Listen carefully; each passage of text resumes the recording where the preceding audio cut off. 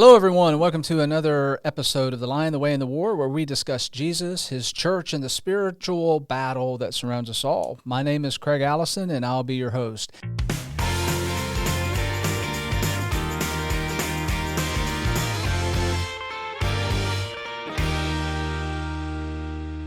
All right, joining me today as a return guest is Alex Burroughs, born and raised right here in Chattanooga, Tennessee. He's married to Megan. You guys have been married now for 13 years. Yes, sir. I got a daughter, and you went to Freed-Hardeman and did some graduate work. For those who remember, you went and did some grad work, got your graduate studies done at Oxford, and in finance, right? Yes, sir. Finance and strategy.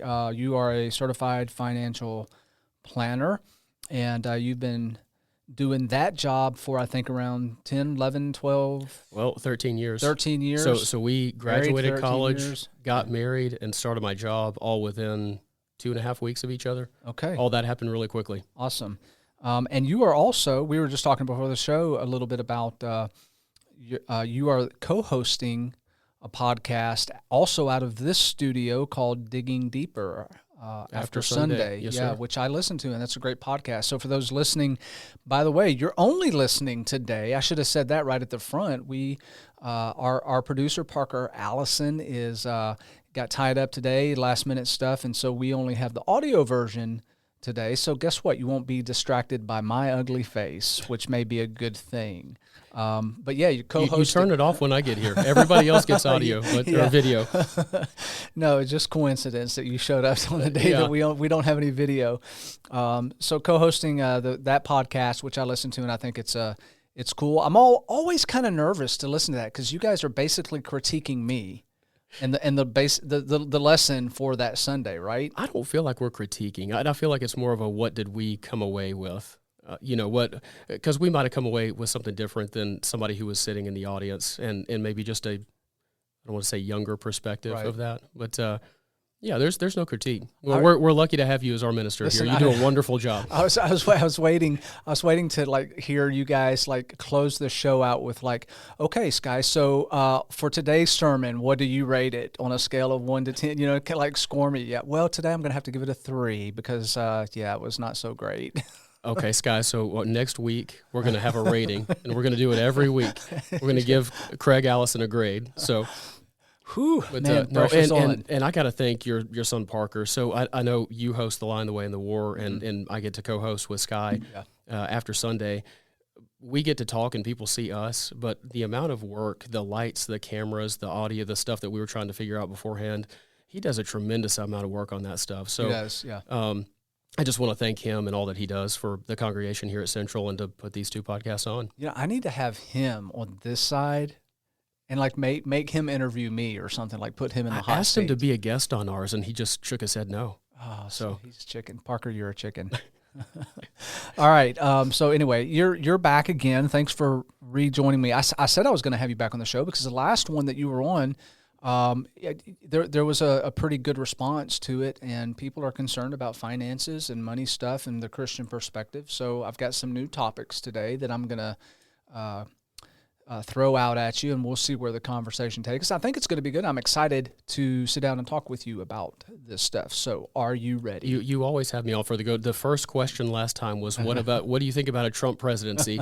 And of course, that's not polarizing at all to anybody. Not even a little bit. And now we've got tariffs and debt and that sort of thing this week. So yes, sir. Thank you for making me a very hated person. Okay. Well, that's we're going to start off with tariffs.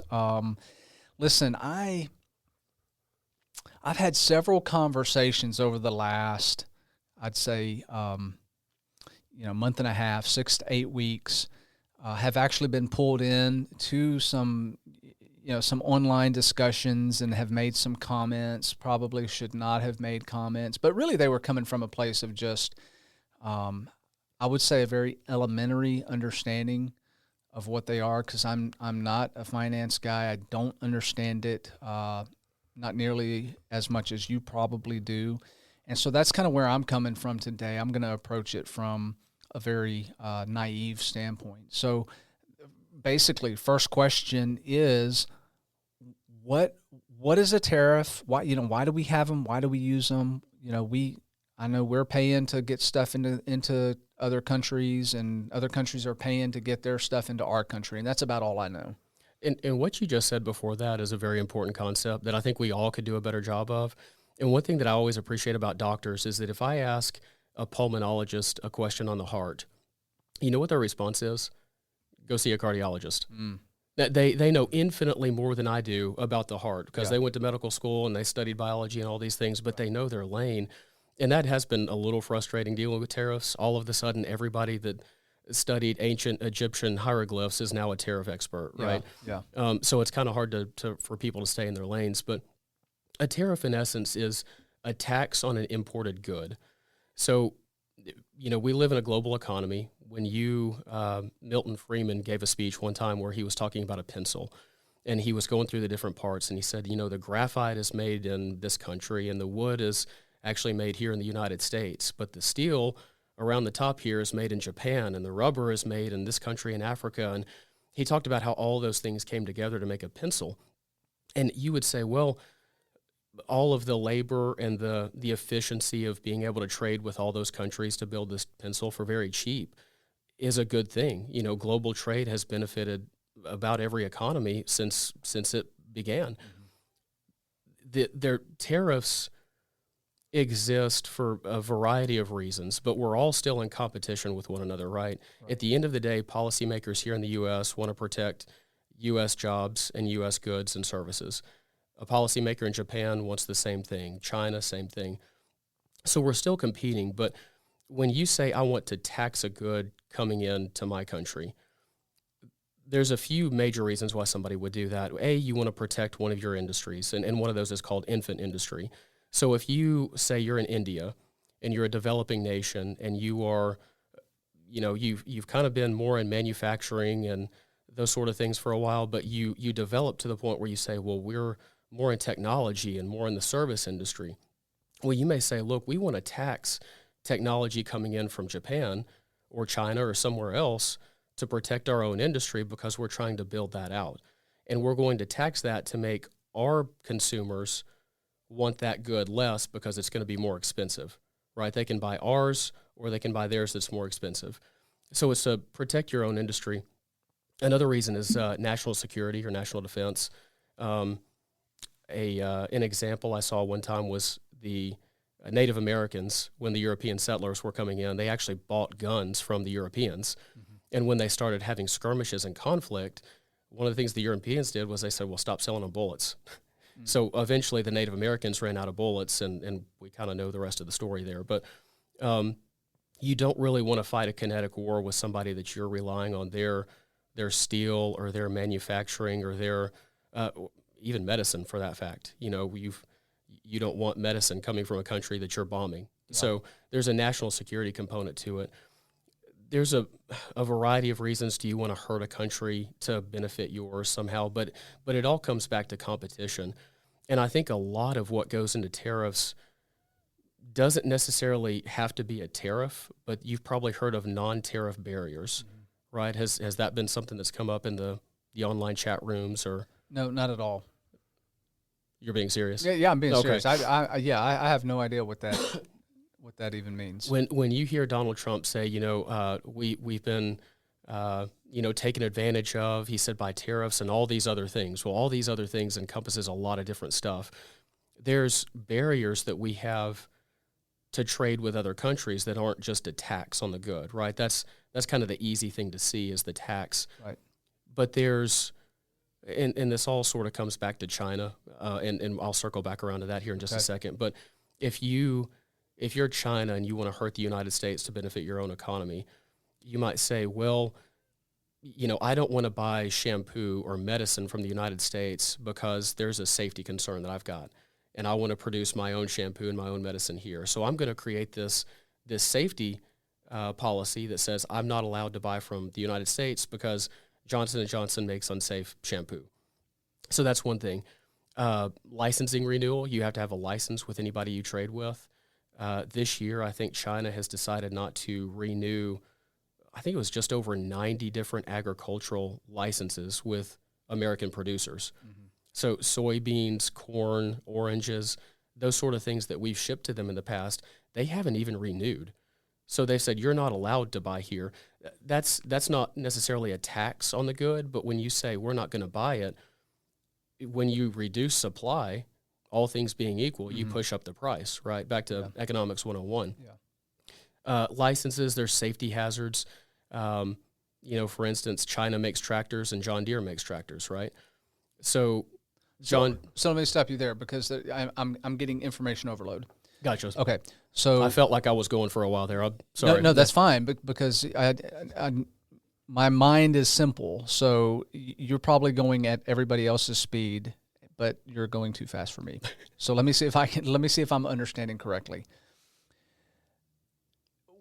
In a perfect world, we have this world collaborative effort where, yes, China's going to impose some taxes on the stuff that are coming in, but they're going to take our stuff, and that's good because it's going to benefit the person in the United States that's making the stuff to some degree. I mean, there's that profit that's being realized. Yes. And while we want to be protective of our own assets, we still understand that we live in a global world, and so we need to trade. We need to have those collaborative efforts going with other nations. So it's hey, we've got this we can sell you, and we can probably provide you with this stuff that's going to take too much time or energy or effort or expend your resources that you don't really have to make this stuff, but we have the resources. So you may pay a little extra for it because of the tax, but you get to have it in your country, and your people are happy because they need this stuff or they want this stuff. Yeah. Okay.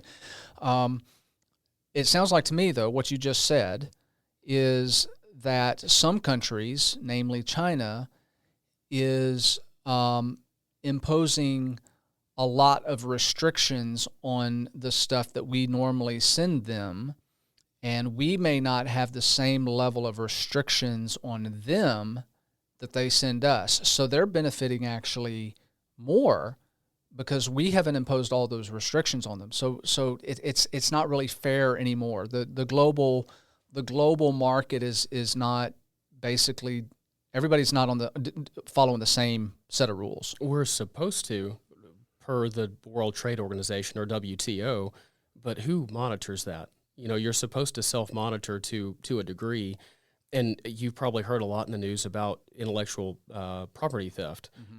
China does that all the time. That's why their airplanes look a whole lot like ours do. That's why Russia's space shuttle looked a whole lot like ours do. They currency manipulation. There's rules that we're all supposed to follow that they're not necessarily following. And some other countries have been compliant, and I think that's why things were kind of rolled out as broadly as they were to start with. Mm-hmm. And I think those countries know, hey, we're watching you now, because there's ways you can circumvent a tariff, right? You can say, well, I'll ship this good from China to Vietnam to the United States. That way it's coming from Vietnam and not us, so it's going to be exempt from the tariff. Well, Vietnam would know what's going on at the time. So, it's people violating the rules, and we're all supposed to abide by them, but one country in particular hasn't done a good job of that. And so is America getting a bad rap because we're pushing back on that, where other countries have just kind of shrugged their shoulders on them, like it's not a big deal kind of thing? We're probably getting the bad rap, but for the same reason we got a bad rap when Mr. Trump was kind of harsh on NATO, wanting to push them to spend more on defense, right? Yeah. They wanted to use that money for social programs and other things, and we're saying, why are we protecting all of you guys? We're spending a whole lot on security, not just for us, but for the globe. You guys really aren't doing it. Why are we taking care of you and you're using your money for other stuff? So if you had the benefit of taking advantage or not playing by the rules, you're gonna give pushback when it hurts your own pocket. So is this a deal, though, where, America, I don't think anybody would argue with, maybe some people would argue with this. I mean, America is America. We're the big boys in the room. We're the big player, and we've typically been looked at as I guess like the policemen of the world. We step in and we help other countries.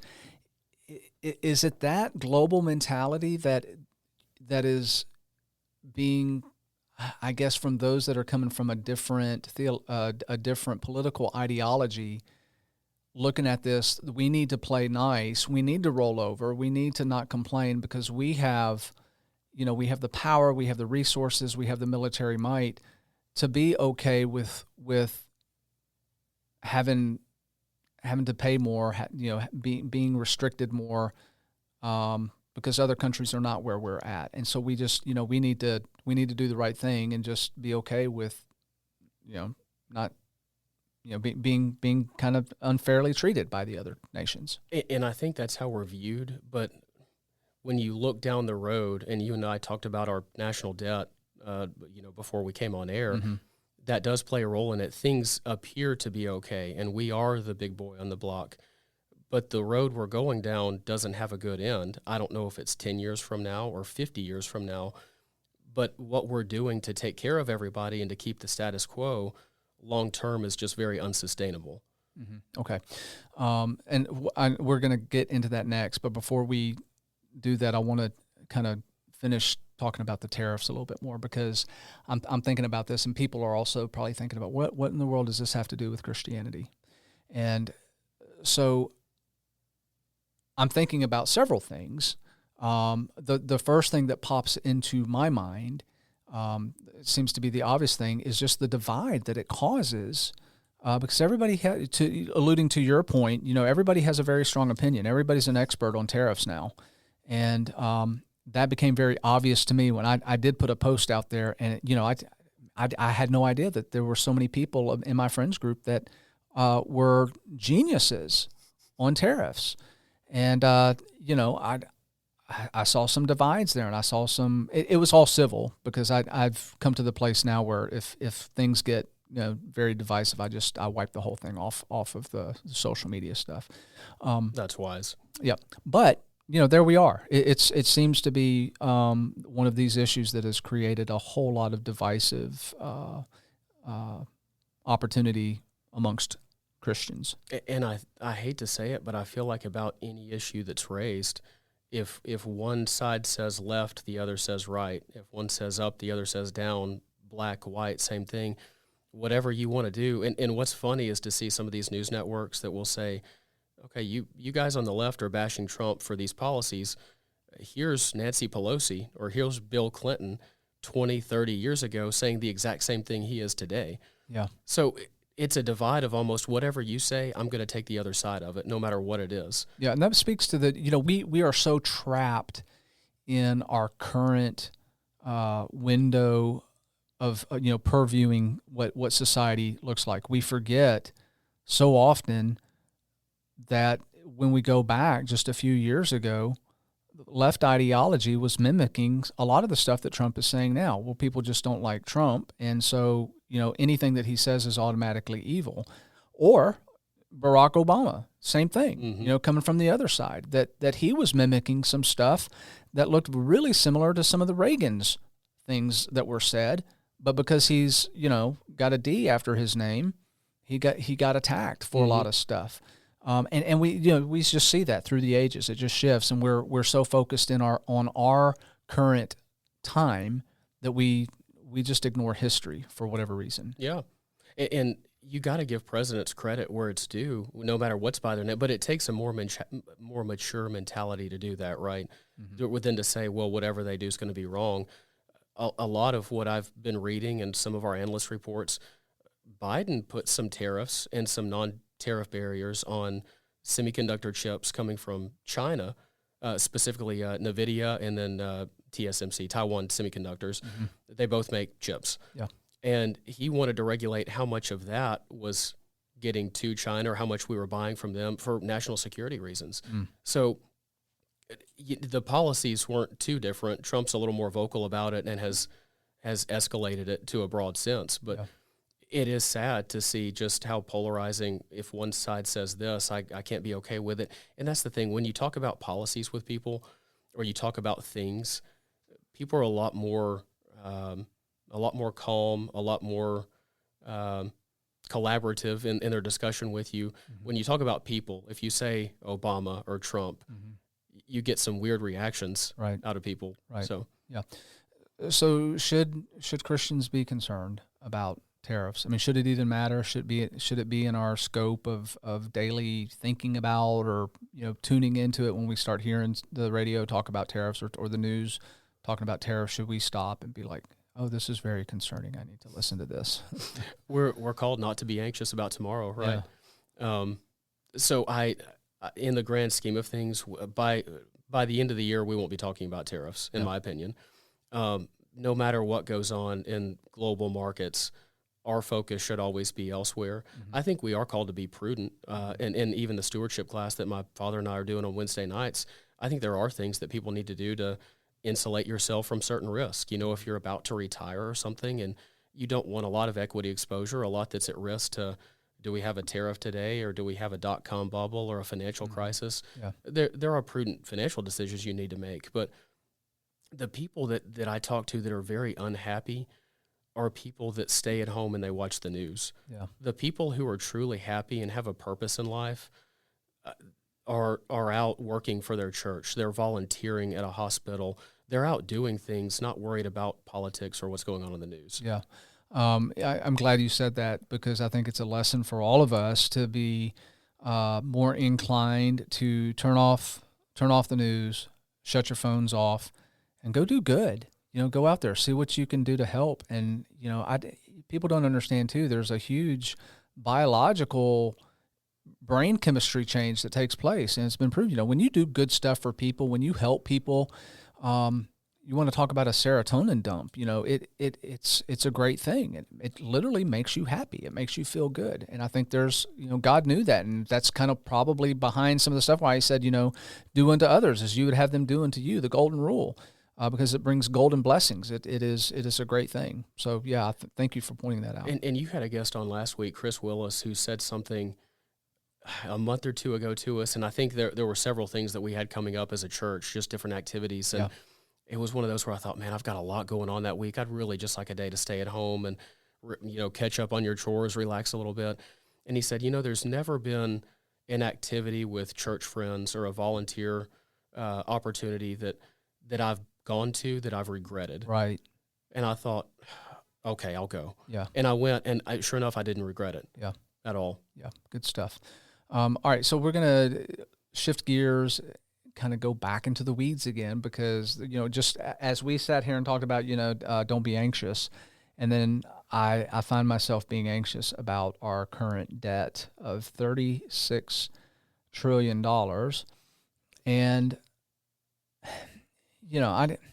realistically speaking, I mean, that's such it's not it's hard to fathom that level of debt that we have, which we didn't always have that. And so again, I'm looking at this from a Christian perspective, and I'm wondering, does this deserve any of my time? Is it something that needs to be part of my it's not going to affect my daily living. I mean, from day to day, but I look at my kids and I wonder what that looks like for them, and how that debt might actually impose some type of hindrance for, and some people will hear this and be like, how is that connection being made? But impose like some type of hindrance for their own ability to practice Christianity. It's, if you ever want to feel anxious or depressed, go to Google and type in U.S. National Debt Clock. Yeah. And I pulled that up in the booth with Brother Brooks and Brandon the other day, and I think Brooks looked at it and he said, that is seizure-inducing. All of the different colors and letters and lights and stuff that are flickering on. But if you look up in the top left-hand corner of that, you do see the big number, the $36 trillion, which is, it's hard for me to comprehend. And I look at dollars and cents and numbers all day. Yeah. I can't imagine if you don't look at that, what that number must look like. But there's two numbers that are really concerning, and it's debt per taxpayer and debt per person. The debt per taxpayer that we have, this is just national debt. This isn't what you owe on your house or credit card debt or anything that. We'll probably get to that in a second. But as a country, I think today you're $323,000 in debt per taxpayer. Per person, you're $107,000 in debt. That's every single person in the United States. Every single person. And I look at my 2-year-old daughter, 2 years old, and I think you're $107,000 in debt the day you come into this world. That's a sad thought. Yeah. And it's done. And you want to get back to politics, Republicans and Democrats have done a horrible job on both sides for years and years. One side, I could argue more so than the other one, but they've both been pretty unreasonable. The 36 trillion, you know, we take in 5 trillion in tax receipts every year, close to 5 trillion, but we spend 7 trillion. That's like somebody earning $65,000 a year and spending $100,000 in perpetuity. And you think, there's no way I would run my household like that. Why does the country think they can run their balance sheet like that? So what happens, because I understand that a lot of the debt is owed to China. So if they call payment on us, And they have been the last couple of weeks. right? So what realistically, I mean, what does that look like for America? China so as an external buyer, China owns, I think they're the number one buyer of our debt. And when I say debt, when people think of U.S. Treasury bonds, Treasury bills, bonds, T-bills, those kind of things, debt that's issued by our Treasury. Money markets, if you've got a money market at a bank or a savings account, all of that is invested in Treasury bills. The bank takes that, they take your money, they go invest it, and they give you, some interest, and they take the spread. So we own most of our debt per individual U.S. persons. China owns a significant amount, but there's also a lot of Europe owns our debt. China owns our debt. Korea. It is a risk, and we've seen that over the last couple of weeks. China has started dumping. Now, I think they understand that they can't dump it fast enough because there are some trading mechanisms that make it very hard for them to do that. But when you see bond yields rise, that means people are getting rid of their debt, and it makes it more costly for us to borrow. So think of it like when they dump our debt, we get a worse credit score for it. So if we have to borrow at 5%, that's much less favorable than us borrowing at 3%. Right. And that's what happens when our debt is sold. And so you're saying that, when we're looking at a global economy now, we have to have a good credit score if we want to function like we've been functioning. And the joke is we're the cleanest shirt in the dirty laundry pile. Okay. Because no other country is really that prudent or fiscally responsible either. But we're just bigger than everybody else. Okay. So how does this look then realistically? Like does this, for our kids, so to speak, if the debt continues to rise, and I don't have any reason to believe that it's not going to continue to rise, does that really impact my kids down the road? I mean, does it have any bearing on their normal day-to-day living? It will. In other countries that we've seen this play out in, if you look at some of the Nordic countries in the 60s and 70s, you reach a point where you have to take, it's called austerity measures. And that is you have to raise taxes and you have to cut benefits that you're giving. And there's been a lot of talk around Doge and Elon Musk and that sort of thing. And right. That's even a counter now on the national debt clock. But when you think about the, either $200 or $300 billion that he saved and watching shrimp run on treadmills and things like that are just, crazy, that's still a drop in the bucket to the $7 trillion that we spend.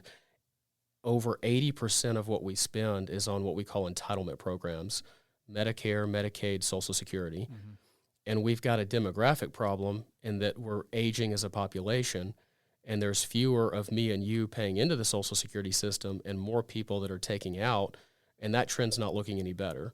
So for us to really tackle the debt, we've got to make some hard decisions around Social Security, Medicare, and Medicaid. Okay. So is it, somebody said, and I don't know if this is true or not, that our interest that's accumulating per year is on our debt is more than we spend the entirety of our defense budget. It was over $900 billion last year, and that's about where we are defense-wise. This year, it'll be about 1.5 times that. So it wouldn't shock me if it was $1.5 trillion in interest.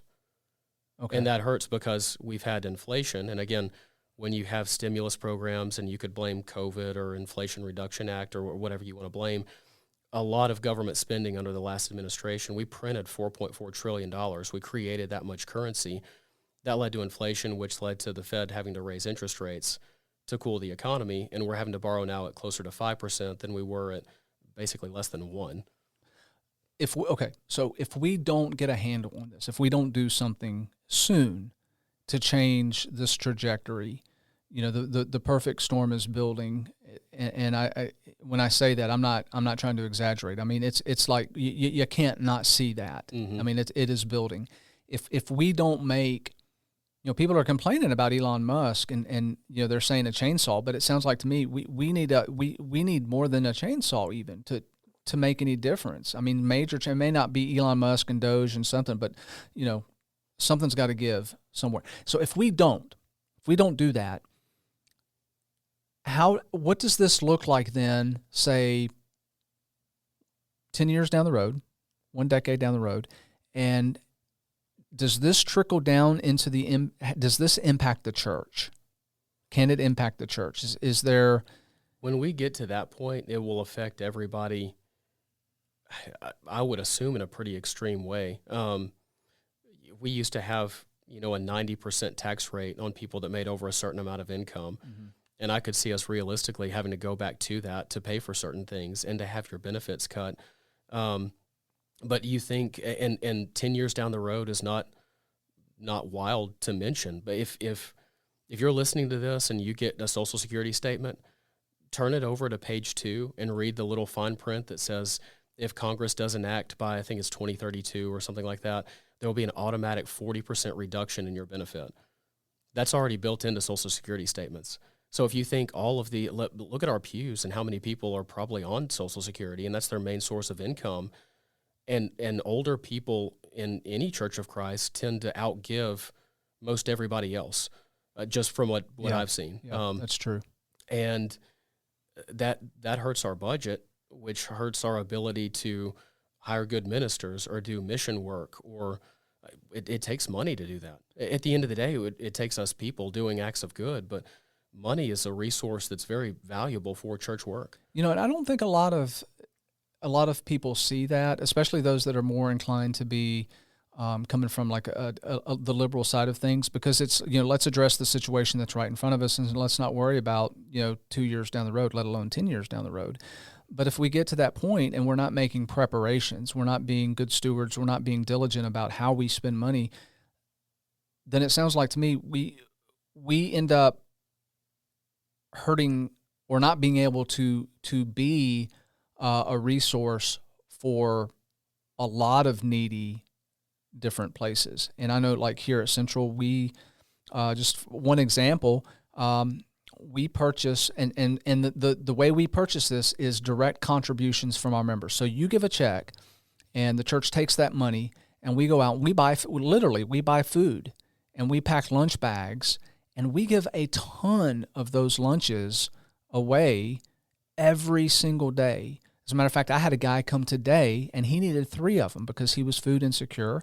And he's utilizing other community resources too, because there's other places. But the church plays a big part in covering the gap that some of these other places don't. And so that's a direct way that we are, being the hands and feet of Jesus and helping the least of these. Chris Willis talked about that a couple of weeks ago on the podcast, that we need to be the least of these. And I 100% agree with that. But if we don't pull back from this a little bit and have I think a bigger macro perspective on how this trickles down and impacts everybody's pocketbook and what this actually means, I mean, we can't ignore global finances and this debt clock that's ticking. We're owing trillions. At least this is my personal viewpoint. I don't know if that's like being overly zealous or cautious or just paranoid. I don't know. I'd rather address a problem before it happens, or at least early on, than to wait till it's a big mistake or a big problem. Yeah. That's just been my view, but it is hard to ignore. And I think God doesn't talk about politics much. He says, render unto Caesar, obey the laws of the land. There's not a whole lot but we are called to be prudent. The parable of the talents, we're told to be good with what we have. Yeah. Manage well what you're overseeing. And I think we should be prudent in who we elect. And I'm not going to come on here and advocate for a political party or anything. I don't even know if I'm allowed to do that. But we should be paying attention to those things because that will have an impact. And again, it's hard to say, is it 10 years away or is it 50? How does that look? But from what I can gather, the conversations that we've had, I think you're probably financially secure. Mm-hmm. If I missed a paycheck this month, we would be okay. Mm-hmm. But there are people that's not the case. There's an alarming percentage of Americans that are paycheck to paycheck. Right. And a very minor change in the tax code could make that person say, well, I was giving this, but now I have to give this because I've got to have food for my kids. Yeah. And that's something that because we are at a point in life that I'm not as worried about money, not wealthy or anything like that, but I'm not anxious about it. Right. But there's so many people that they're right on the edge of a knife of I'm able to do this or I'm not. Yeah. And that hurts me to think about. Yeah, this is tough. I mean, because I'm looking at this from the standpoint of, and you brought it up just a minute ago, don't be anxious for tomorrow. Tomorrow is going to take care of itself. But that's juxtapositioned against this other idea of being prudent and being good stewards and preparing and, not walking into each day like a imbecile, totally naive and unprepared. And so somewhere in the middle there, I think, is a balance. And I think that's part of the political divide is that balance is rare. A lot of people don't have that balance. They're either completely naive and be like, let's just take care of the people in front of us and not think about tomorrow, not think about next week. And then you got the other people that are, the sky is falling. Let's freak out. Yeah. and unfortunately, the people who maybe tend to be a little naive as to what the bigger problem is or a problem that's coming down the road are the ones that do a great job of, well, what can I do right now? I can give this homeless person food. Mm-hmm. They tend to be very generous people in the moment.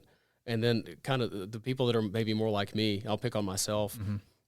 Maybe I'm not as nice to people as I should be, but I'm worried about problems like this that I know are coming down the road. Yeah. And it takes all types, but when you see the train coming down the tracks, it's hard to ignore. And it's probably part of my background too, working for the state and dealing with people that were truly the least of these.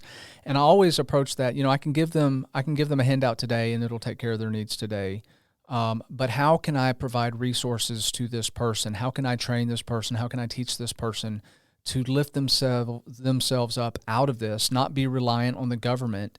Because I know that's ultimately going to bring them a lot more peace and joy and stress-free living and contributing to society and then maybe being a leader and plugging into church and becoming faithful and spiritually minded. So all of that packaged in is kind of where I'm coming. It's the whole give the man a fish, feed him for a day, yes, right? Sir. Teach him how to fish, feed him for a lifetime. But there's a lot of wisdom and truth in that, and this is going to sound super judgmental, but there's a lot of truly soft-hearted friends that I have that are on the liberal side of things. Love them dearly, but they don't. It's like they just don't understand that concept of bringing a person up, and it may mean that they don't get those handouts right now or in the way that they expect to get them. But they're getting something else that's going to, be more of a long-term solution for them. And it's kind of hard. It's almost, make a parenting analogy here. It's easy for me to give Claire something, and that'll make her happy. Oh, here, you can have this, or here, let me put you on the bike.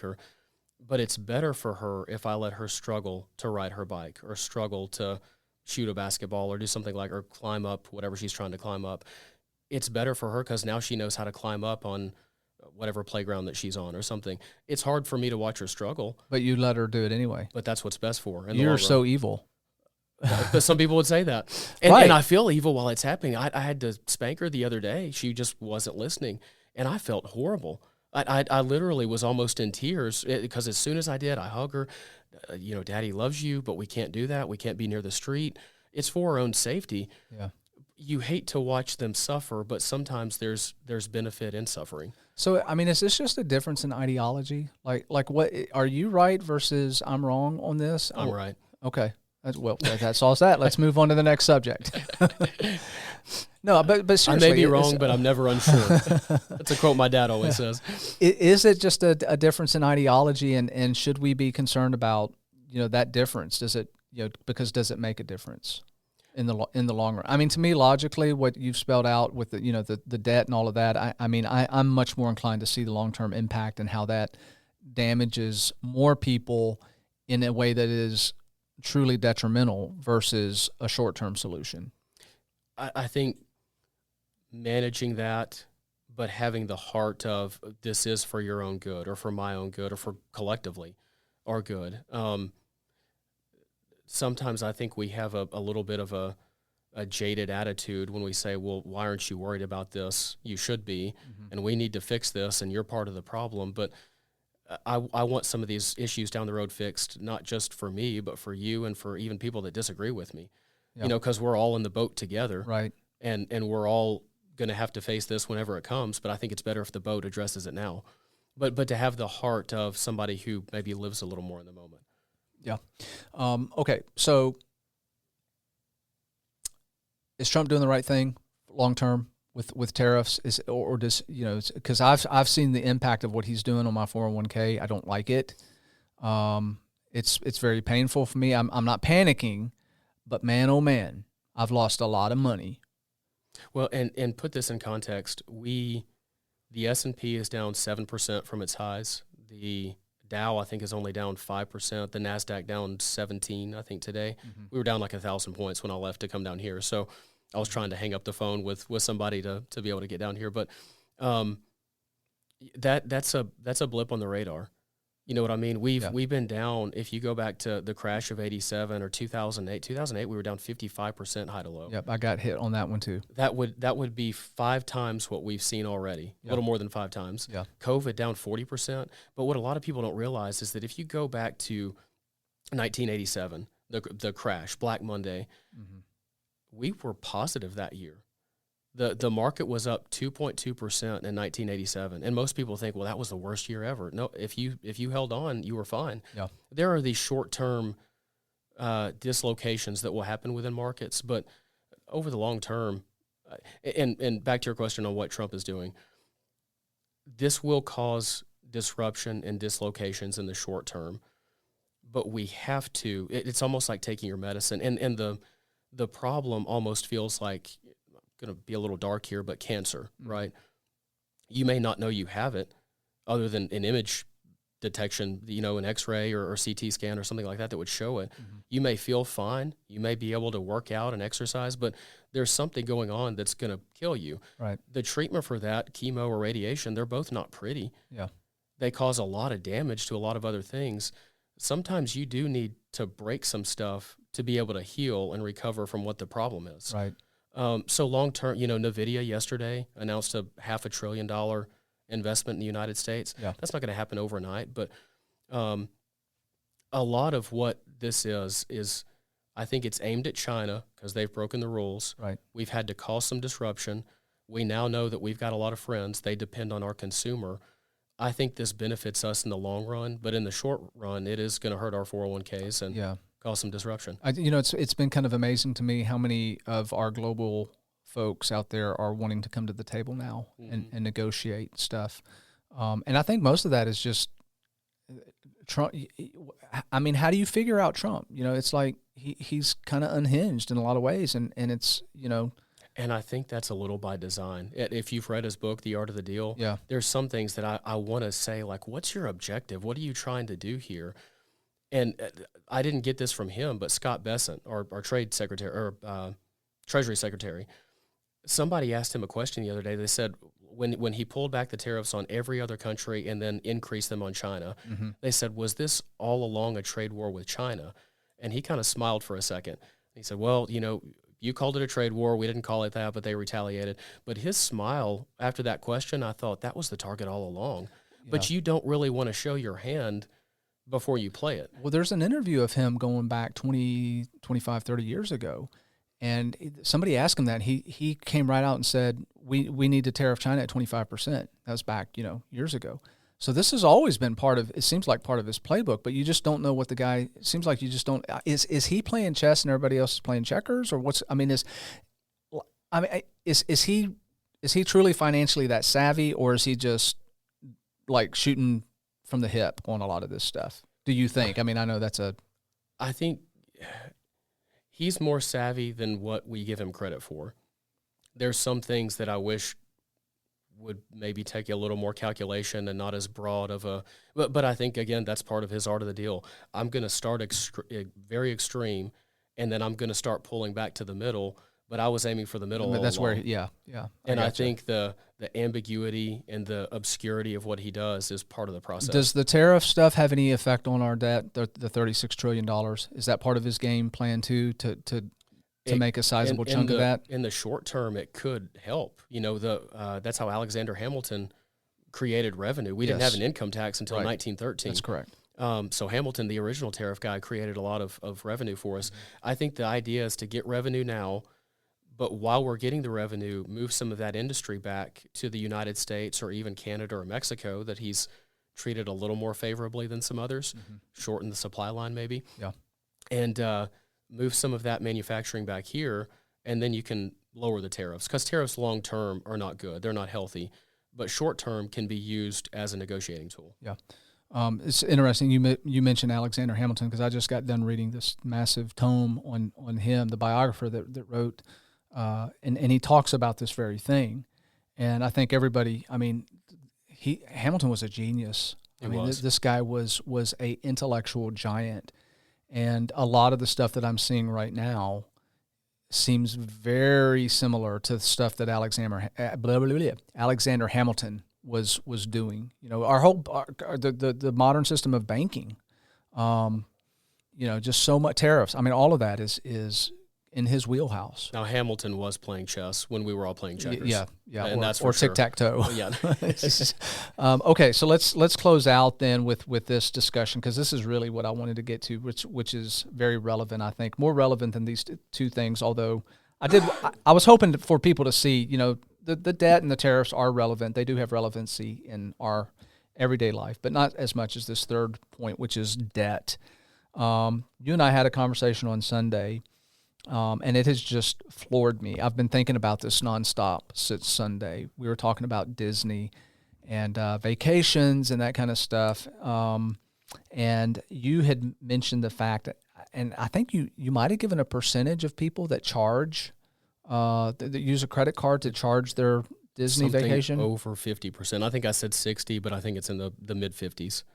And so, I would like to assume that those folks are immediately that month paying that all off on their credit card, but it's debt that's carried debt. Yeah.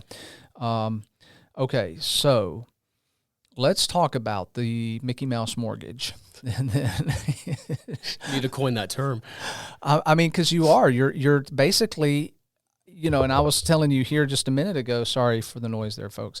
I was telling you a minute ago, because I was looking this stuff up, because I took a Disney trip with our family of 5, like decades ago, 20 years ago, something like that. My kids were little, and it was expensive back then, and it pales in comparison now. Family of 4, if you do it like super budget, like you're not eating the meal plan in Disney, you're not doing any of that, you're like staying at the cheapest of cheap places in the park.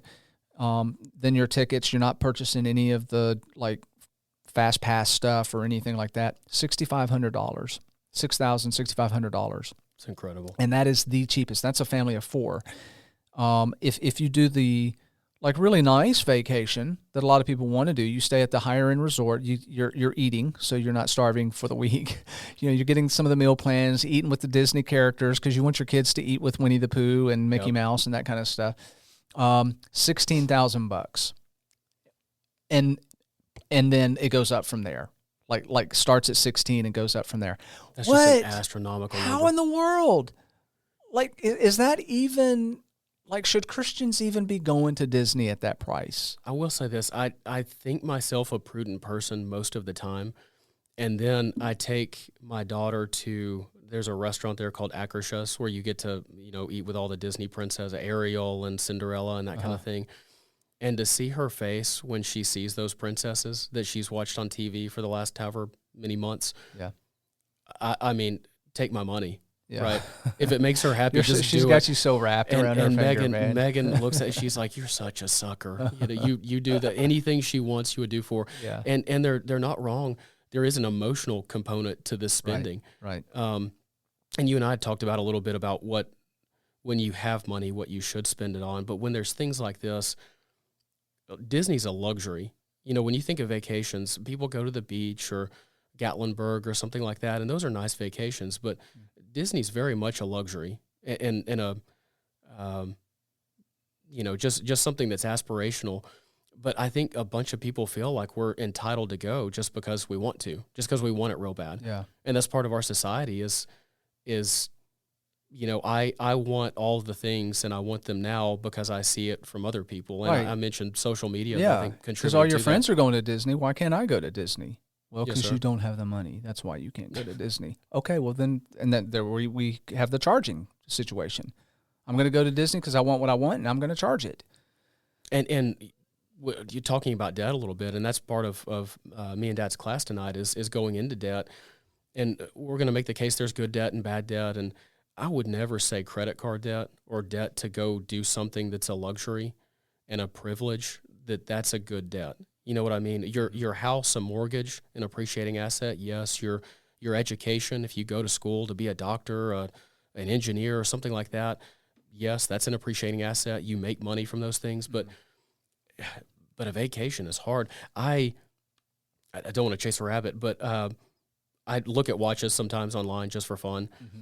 And I found this thing on a website, and it was almost like, here's the price of the watch, but right below it, there's a little company called Affirm, and it said, if, you know, for 6 easy payments of this, or 12 easy payments, or 3-year plan. And I thought, nobody should be financing a luxury watch, but they make it so easy to do that. Yeah.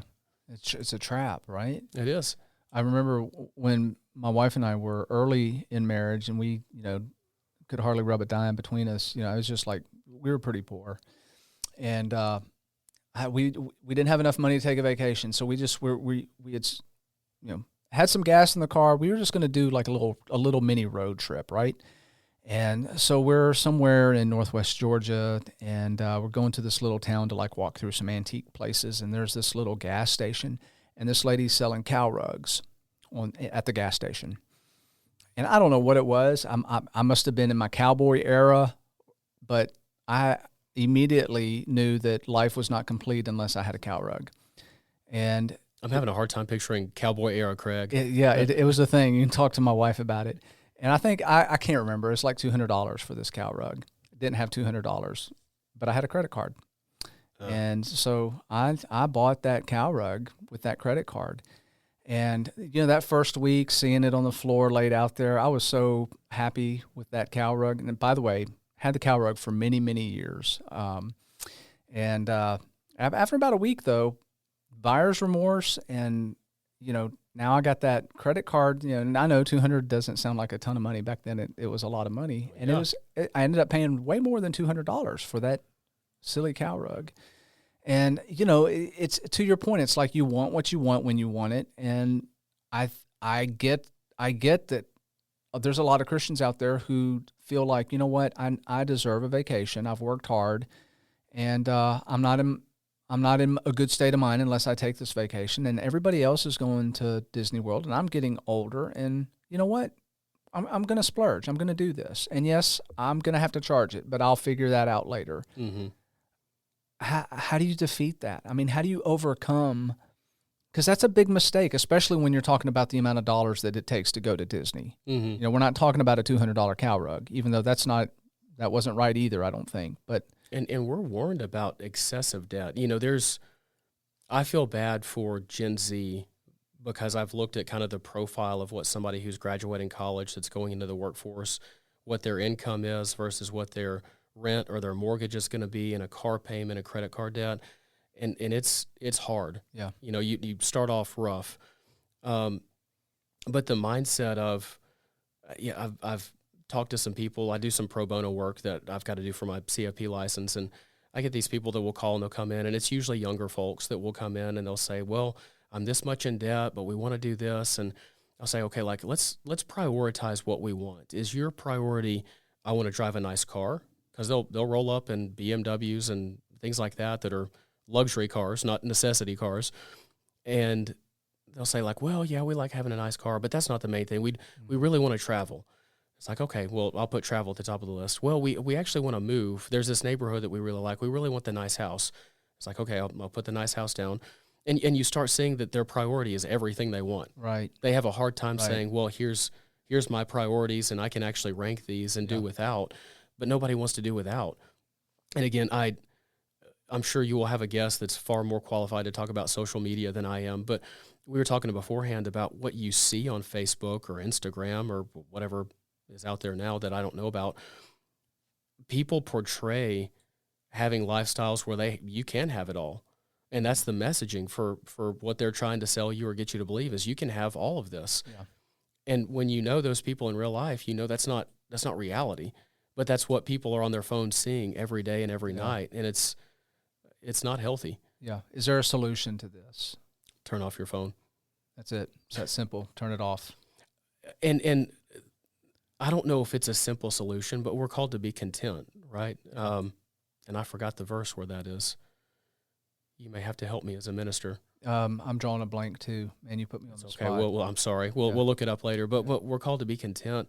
Yeah. But Paul talks about it in all things. I'm content. That's the context there. You know, Gotcha. he's been through all of this stuff. You know, gone through all of this pain and stuff. But in all things, he's content. Yes, sir. Yeah. But to a point you made earlier of getting out and doing things, you know, volunteering or being involved in your church. When you're volunteering and you're working for the Lord and you're doing the things we should be doing that we're called to do, you don't have time to want watches and cars or vacations, right? Yeah. You get satisfaction and joy, true joy from doing those things. And you'll feel happier doing those things than you will any cow rug or any car that you could ever buy. Yeah.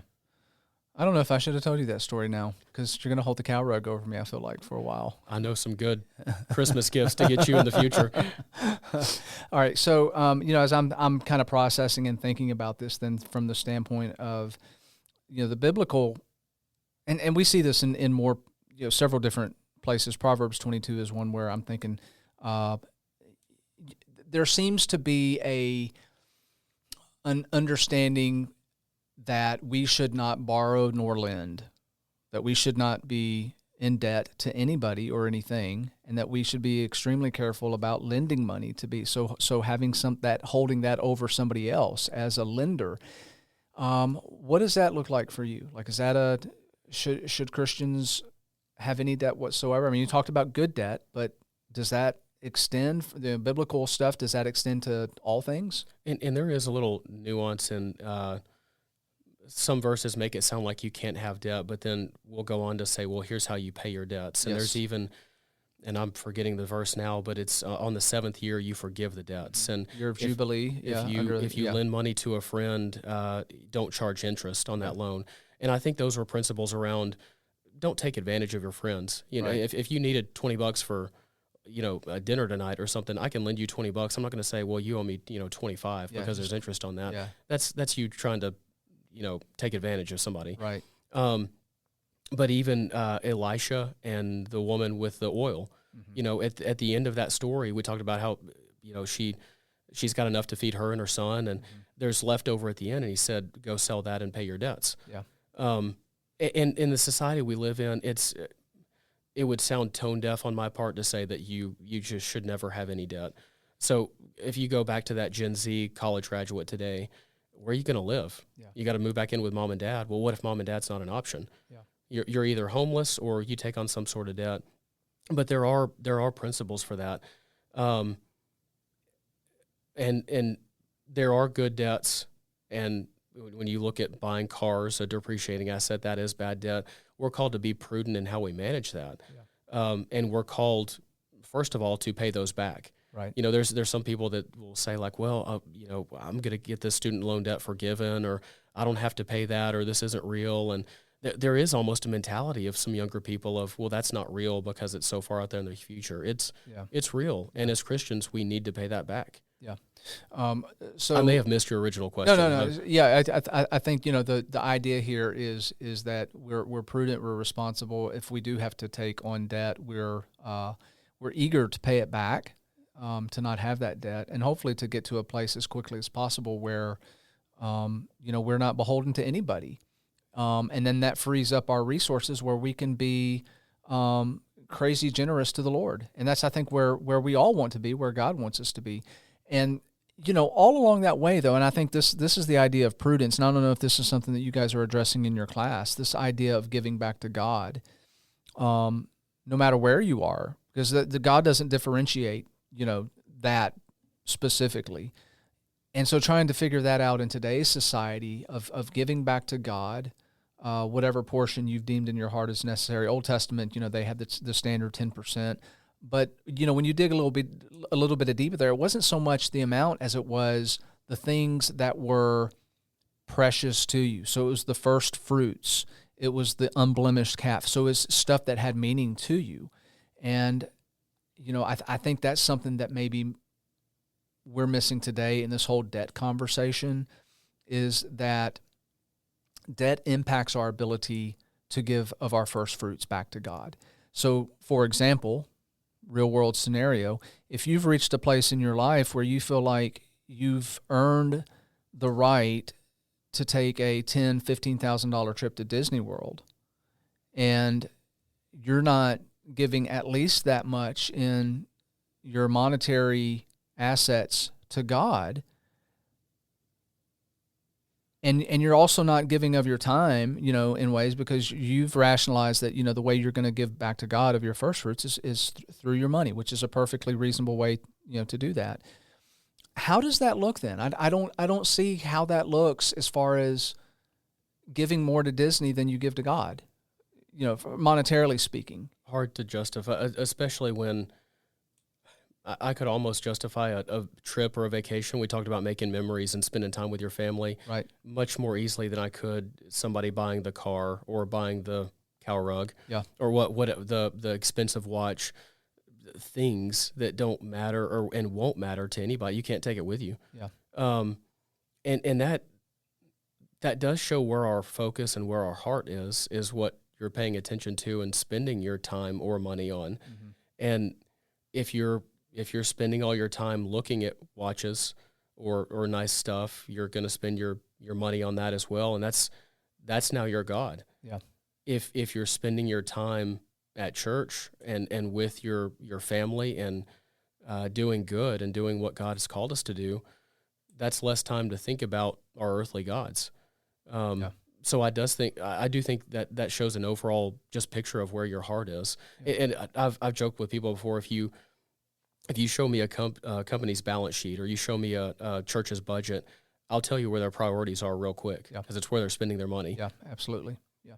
I'm thinking about this from a standpoint too of, and I want to be realistic with this, because you've mentioned it a couple times. I know that there's Gen Zers that would listen to this and go, "Man, you've got to be kidding me!" Like, you're talking about giving back first fruits to God, or making I don't even have enough money to buy myself food, Mm-hmm. And there's many times that I've had to use a credit card to buy food. And they're living frugally. It's not like they're out going to Disney and spending a bunch of money. And that's kind of the society we're in now, where it's so hard for recent, just current college graduates or people just starting out, because everything is so much more money than it was when I got out of college, mm-hmm. right? So, man, what do we say to those people? Like, how do we deal with that? And I struggle with that too. I don't think there's ever a point in life. You always say, well, when I take care of this, or when I get my car paid off, or when I save enough for my kid to go to college, or when I do this, then I'll give more. If that's your attitude, you'll never get there, because there's always something else. There's always another goal that you've got personally. But you really have to, and again, I'm talking to myself as much as anybody. We give online, and it's kind of automated, and that's maybe taken a little bit out of it for me to say, here's what I'm actually giving. Yeah. So I could do a better job here. But I think giving for the college student you just mentioned, I don't think it has to be money. Right. There was the woman that gave the 2 mites, and I know that's a currency, but it could be, I'm going to spend my time here. That's as precious as money is sometimes.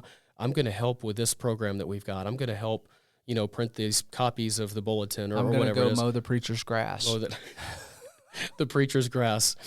I'm going to wash his car. I'm going to shine his hubcaps. Yeah. Polish his cow rug.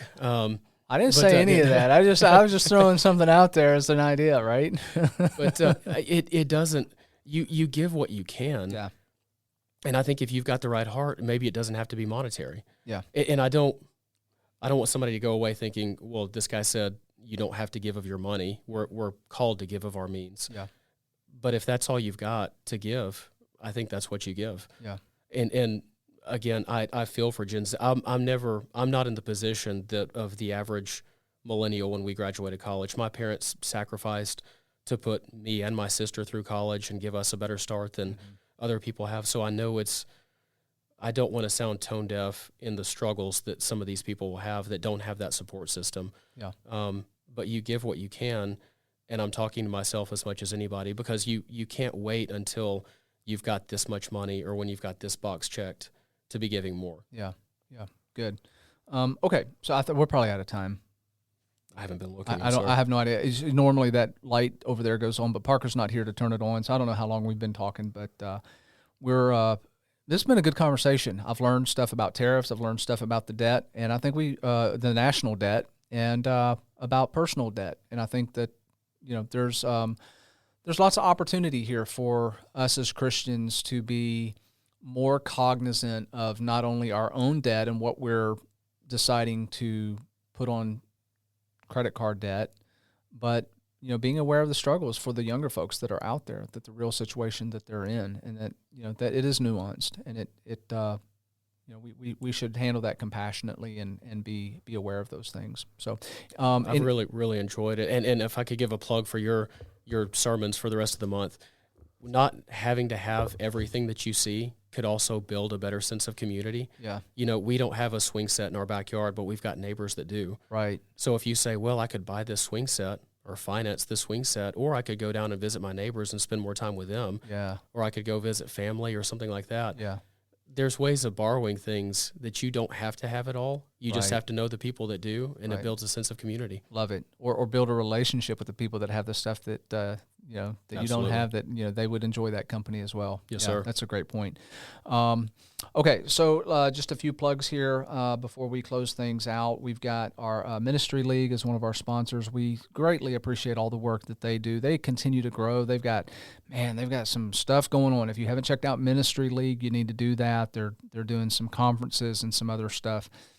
They have an incredible app that I always push. You need to download that if that's talking about social media and bad apps. That's actually a good app, and for that app that you download, it will cancel out 2 bad apps that you have. I think that's the math that we do on that. So just download the app, Alex. That's an app you can have, right? Because I know you're not on social media, but it's got some good stuff. Also plugging you guys. The Digging Deeper podcast is a great podcast to listen to. If you don't want to listen to my sermons, you can get the Cliff Notes versions, 10, 15 minutes. So it's I love listening to that on my way to work on Mondays or Tuesdays. Parker cuts us off at 15. It's a real easy listen. So. It's done at 15 no matter what, right? Yes, sir. Check those 2 things out. If you want to email us at thelinetheWayandtheWar@gmail.com with questions or comments or suggestions about things that you might like to hear.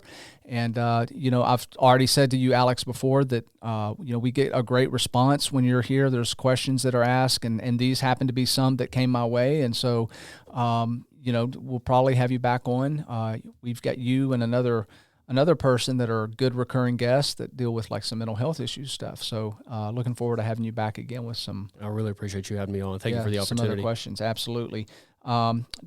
You got a scripture that you want to close us out with the show? I do. In talking about money and debt and things that surround our finances, if you look at Proverbs 21, verse 5, the plans of the diligent lead surely to abundance, but everyone who is hasty comes only to poverty. Mm-hmm.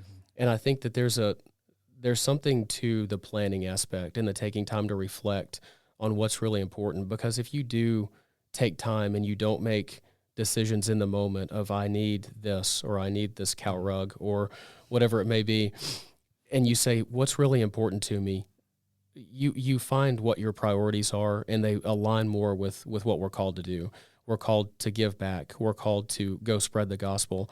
And I think thoughtful planning has a lot to do that. That's in my job title, planner, right? Yeah. And I think planning should maybe be a little more of a priority for most of us. Yeah. Great. Hey, point of the podcast, don't charge cow rugs. Until our next podcast of The Lion, the Way, and the War, love one another, be kind to one another. Remember that the creator of the universe loves you so much that he gave up his only son for you. Until our next podcast, then, have a blessed day.